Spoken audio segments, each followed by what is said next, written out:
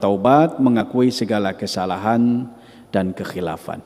Nah, di antara cara bertaubat yang dilakukan oleh hamba-hambanya, di samping kita memperbanyak istighfar kepada Allah, kemudian tidak lagi berjanji untuk tidak mengulangi lagi perbuatan dosa, memperbaiki perbuatan-perbuatan yang keliru dengan yang baik-baik. Nah, ada dianjurkan juga untuk melaksanakan sholat, namanya sholat taubat.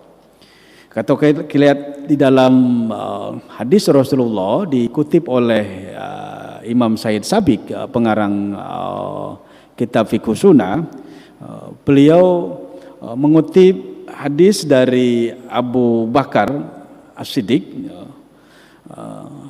Rasulullah SAW pernah menyampaikan, kata Abu Bakar As-Siddiq ini, an Abi Bakrin radhiyallahu anhu, dari Abu Bakar radhiyallahu anhu, qala, beliau menginformasikan, sami'tu Rasulullah SAW yaqulu, aku pernah mendengar Rasulullah SAW berbicara, ma min rajulin yujnibu dzanban, tidaklah seseorang yang memiliki dosa, memiliki kesalahan, tsumma yaqumu fayutahhiru, kemudian dia ambil wudu, berwudu untuk mensucikan diri dari hadas kecil, summa yusolli, kemudian sholat. Di dalam hadis lain, summa yusolli rokaatain, kemudian sholat 2 rakaat, summa yastaghfirullah, kemudian beristighfar, memohon ampun kepada Allah. Apa kata Rasulullah? Illa ghafara lahu, kecuali Allah akan mengampuni dosa dan kesalahannya itu.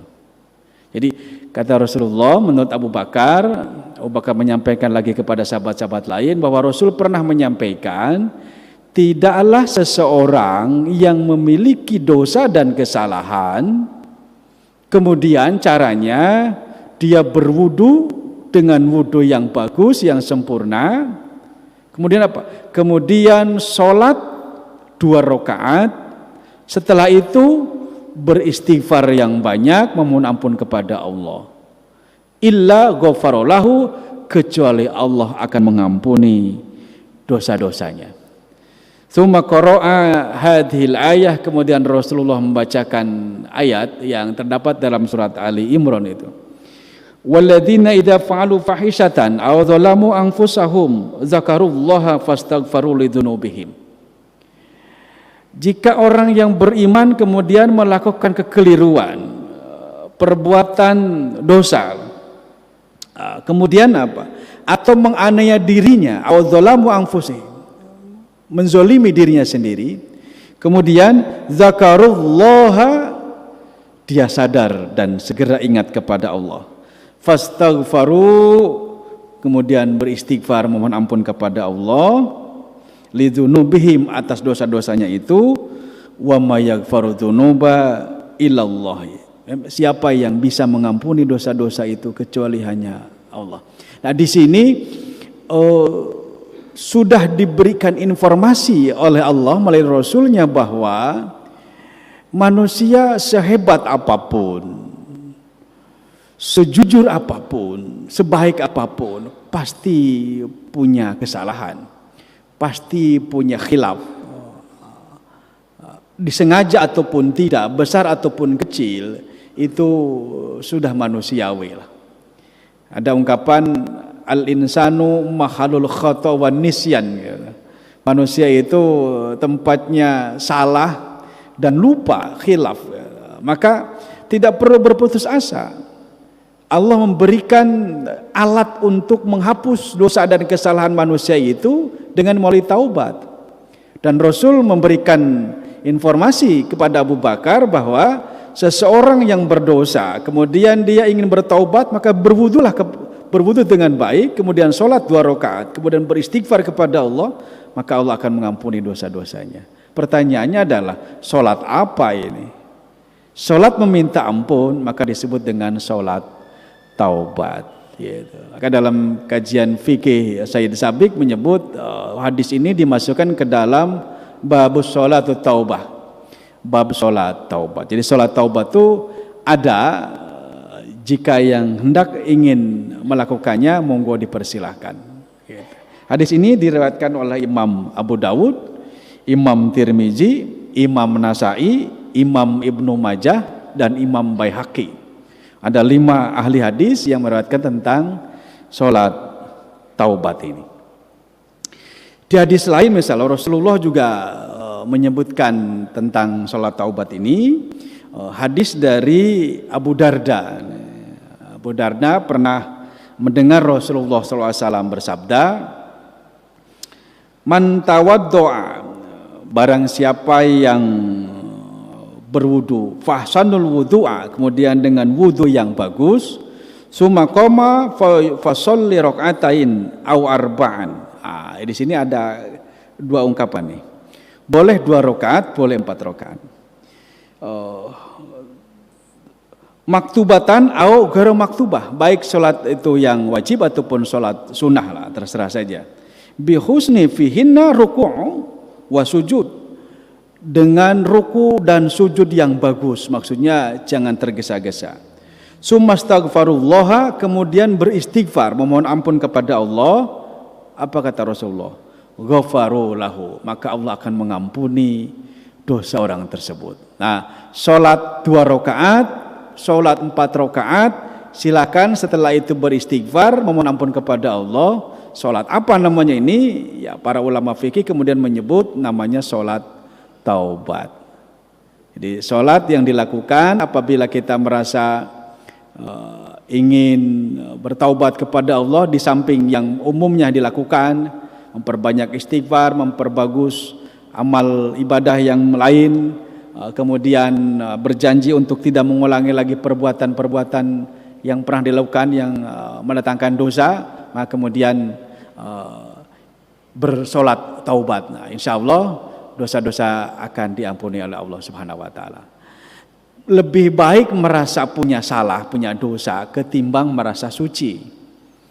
Karena tidak ada manusia yang suci, gitu. Jadi semua manusia tanpa terkecuali, para nabi sekalipun pernah melakukan kesalahan.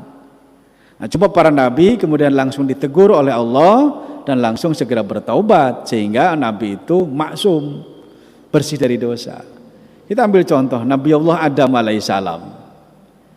Allah ingatkan kepada Adam dan Hawa, kata Allah itu apa? Fala taqraba hadhihi syajarah, kau berdua jangan dekat-dekat pohon ini.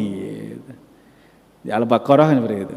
Tapi apa yang dilakukan oleh Nabi Adam? Bukan hanya dekat, beliau memanjat. Bukan hanya memanjat, beliau memetik buahnya. Bukan hanya memetik, tapi memakan buahnya. Kesalahan bertubi-tubi. Yang dilarang oleh Allah dekatnya. Tapi rupanya godaan iblis begitu kuat kepada Nabi Allah Adam dan istri beliau Siti Hawa, sehingga kemudian beliau melanggar perintah Allah.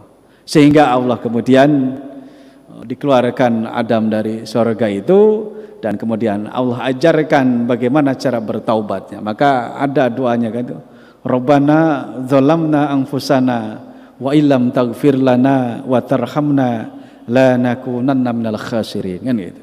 Ya Allah, ya Tuhan kami sungguh telah menzalimi diri kami sendiri. Zalamna anfusana wa illam taghfir lana, jika engkau tidak mengampuni dosa-dosa kami berdua ini, wa tarhamna, dan tidak engkau kasihi kami, tidak kau rahmati diri kami, lanakunanna minal khasirin, niscaya kami menjadi orang-orang yang rugi. Oleh karena itu selalu mohon ampun kepada Allah.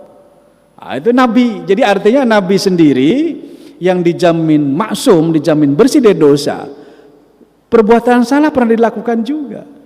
Apalagi kita manusia biasa. Jadi oleh karena itu jangan pernah berputus asa dari rahmat Allah, dari ampunan Allah. Sebesar apapun dosa dan kesalahan kita, jangan pernah putus asa. Minta ampun sama Allah. Bertaubatlah kepada Allah. Salah satu bertaubat dengan cara sholat. Demikian menurut Rasulullah. Yang kedua, tentang sholat hajat.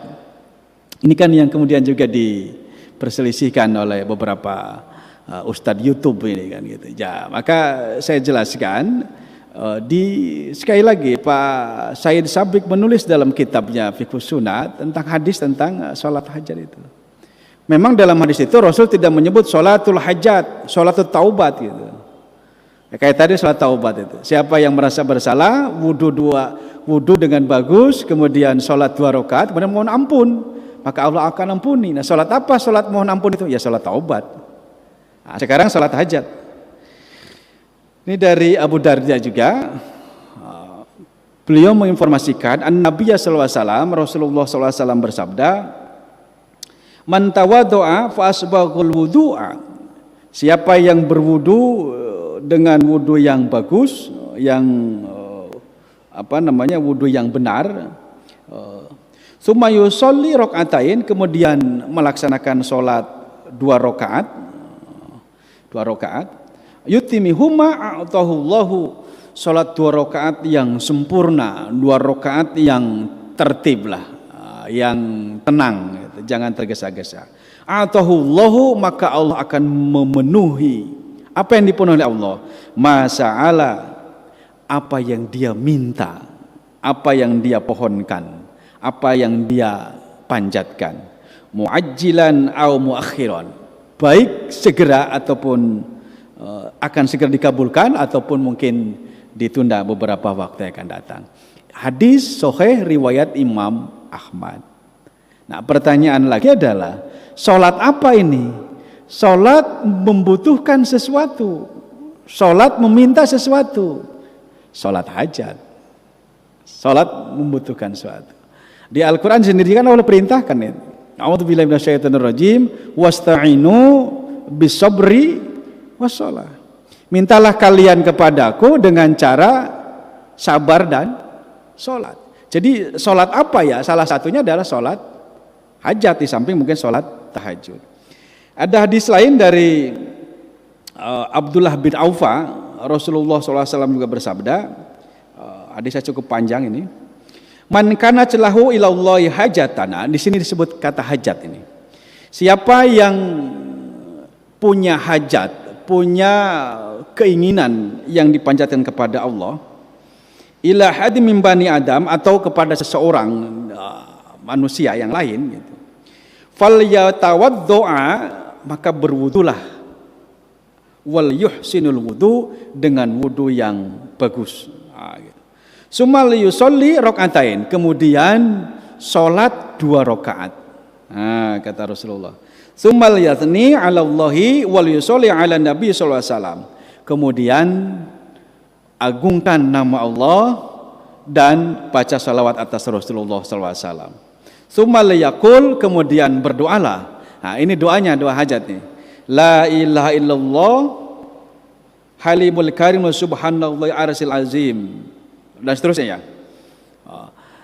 Tidak ada Tuhan kecuali Allah, zat yang maha agung, zat yang menguasai arsy. Nah, kemudian kata Rasulullah di akhir ayat ini, kecuali Allah akan mengabulkan hajatnya itu. Hadis diriwayatkan oleh siapa ini? Imam Ibnu Majah dan Imam Tirmizi. Jadi ada di dalam hadis Imam Ibnu Majah dan Imam Tirmizi menyebutkan Rasul mengatakan, siapa yang punya hajat, punya kebutuhan, punya permintaan kepada Allah atau hajat kepada seseorang, maka kata Rasulullah, berwudulah dengan baik, kemudian sholat 2 rakaat. Pertanyaan saya, sholat apa untuk meminta sesuatu kepada Allah? Nah, maka para ulama kemudian menyebut namanya sholat hajat. Kapan waktunya sholat hajat? Bebas.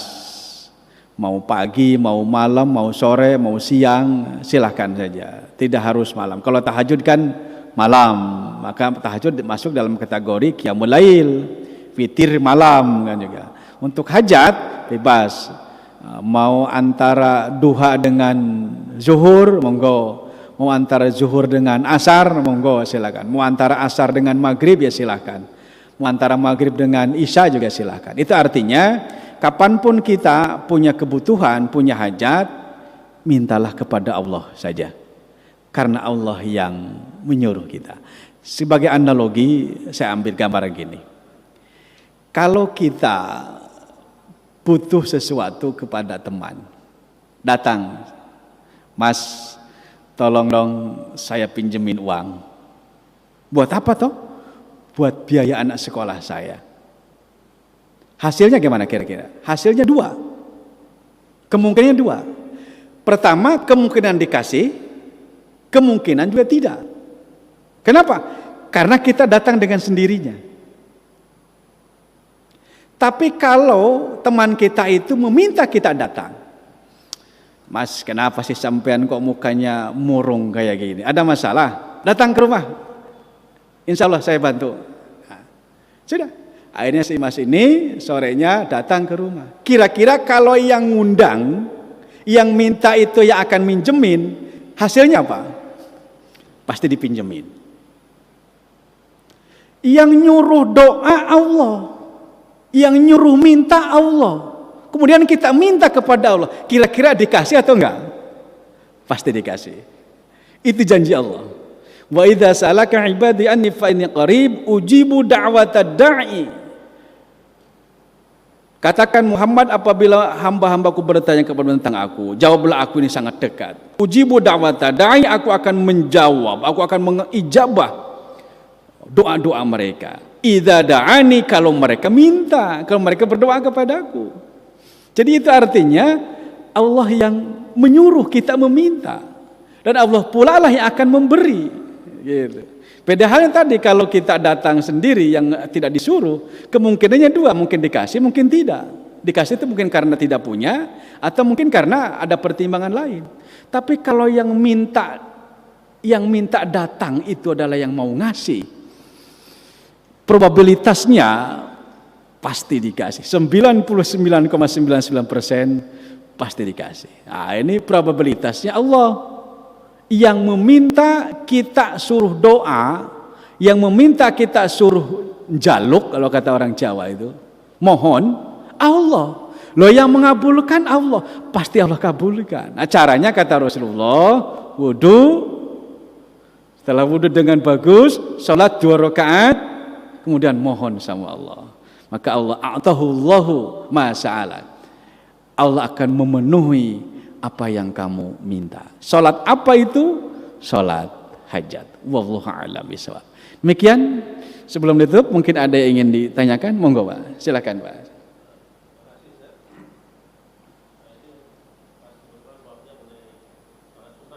Salat sunnah ya.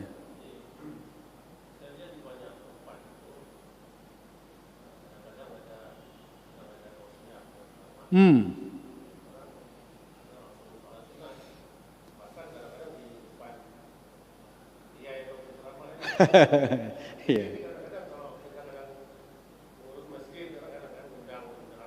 Iya, iya. Etikanya ya. Betul.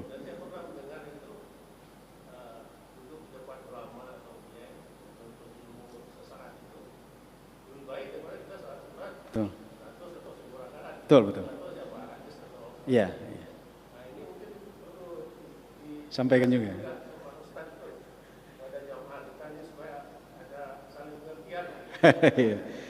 Iya. Misalnya saya sini ya, Ustaz drama, saya sudah di depan Ustaz ini. Mungkin saya nggak kusuk soalnya Ustaz pun agak terganggu. Iya, ini pertanyaan cukup kritis ya, bagus lah menurut saya. Jadi bagaimana etikanya kalau sholat sunnah? Ya betul, sholat sunnah itu ada ada adabnya lah gitu ya, bahwa betul sholat sunnah itu ada adabnya, tergantung sholat sunnahnya kan gitu. Maka menurut saya kalau kebetulan sholat sunnah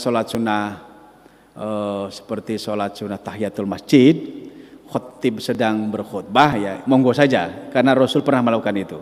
Jika pernah satu ketika seorang sahabat yang Rasul sedang berkhutbah di hari Jumat, kemudian salah seorang abad datang masuk, kemudian langsung duduk oleh Rasulullah, kemudian kan disuruh berdiri sholat 2 rakaat tapi ringankan saja. Nah ini tentu ini izin dengan Rasulullah.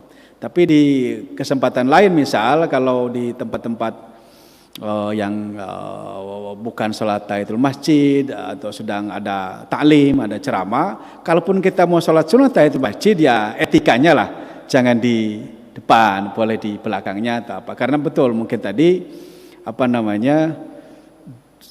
manjalasa sa'atan, siapa yang duduk 1 jam sesaat lah bahasa kita, sesaat itu untuk menuntut ilmu, maka itu lebih baik daripada sholat sunnah. Dalam hadis ada yang semalam sunat, ada yang 1000 rakaatan gitu ya gitu. Maka oleh karena itu supaya dapat dua-duanya menurut saya ya, kalaupun mau sholat sunnah karena ada keperluan lain ya monggo, tapi mungkin menghargai yang lain. Seperti itu Pak, solusinya seperti itu. Jadi saya tidak melarang, silahkan aja monggo lah. Tapi kalau sholat sunnah tahiyatul masjid sedang khutbah sekalipun, kita dianjurkan untuk tetap sholat sunnah tahiyatul masjid. Kalau sholat sunnah sedang taklim, apalagi misal ngundang penceramah dari luar, sedang mulai taklim, datang mau sholat tahiyatul masjid, ya sebaiknya cari tempat yang kira-kira tidak di depannya. Iya, itu Pak. Saya pikir cukup. Masih ada ya.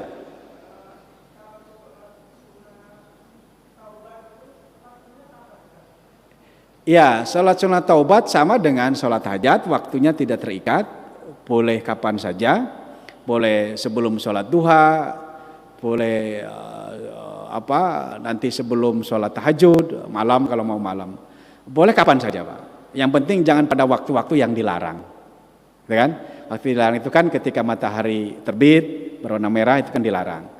Ketika matahari di tengah-tengah kan juga dilarang, dan ketika matahari kan tenggelam di sebelah barat warna merah juga itu yang dilarang. Selain itu bebas kapan saja. Baik, saya pikir cukup waktunya. Mudah-mudahan apa yang kita bicarakan hari ini mendapat rahmat dan berkah dari Allah Subhanahu wa taala, dan mudah-mudahan kita termasuk hamba-hamba Allah yang istiqomah dalam ketakwaan kepadanya. Mari kita itu sama-sama baca hamdalah.